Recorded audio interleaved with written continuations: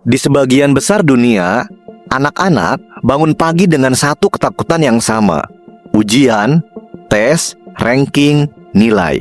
Seolah masa depan ditentukan oleh angka. Tapi di satu negara kecil di utara Eropa, aturan itu tidak berlaku.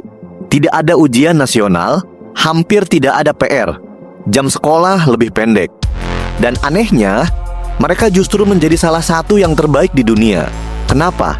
Dalam program for International Student Assessment atau PISA, Finlandia terus berada di peringkat atas. Bukan hanya pintar, tapi juga paling merata. Tidak ada gap besar antara siswa kaya dan miskin. Ini bukan kebetulan, ini adalah sebuah desain. Pertanyaannya sekarang berubah. Apakah selama ini kita salah memahami pendidikan? Dulu, Finlandia bukan negara pendidikan unggul. Sistemnya terpecah. Sekolah elit untuk yang kaya, sekolah biasa untuk sisanya. Ketimpangan tinggi. Lalu datang keputusan radikal. Pada 1970-an, Finlandia melakukan sesuatu yang hampir mustahil. Mereka menghapus sistem elit. Semua anak masuk sistem yang sama. Tidak ada sekolah favorit. Tidak ada kelas unggulan. Semua setara. Ini bukan sekedar kebijakan pendidikan, ini revolusi sosial. Di Finlandia, menjadi guru lebih sulit daripada masuk kedokteran. Hanya sekitar 10% pelamar yang diterima. Semua guru wajib memiliki gelar master. Dan yang paling penting, mereka dipercaya. Tidak diawasi ketat, tidak dibebani target angka. Negara berkata, kami percaya bahwa Anda tahu cara mengajar.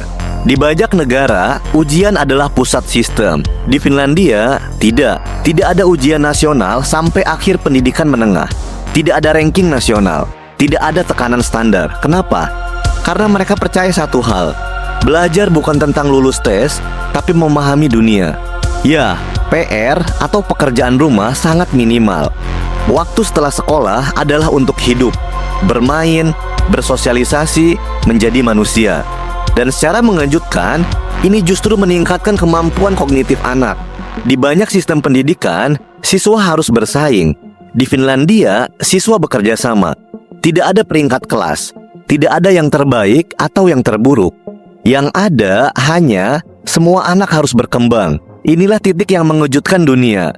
Tanpa ujian, tanpa PR berlebihan, tanpa kompetisi ekstrim, Finlandia tetap unggul.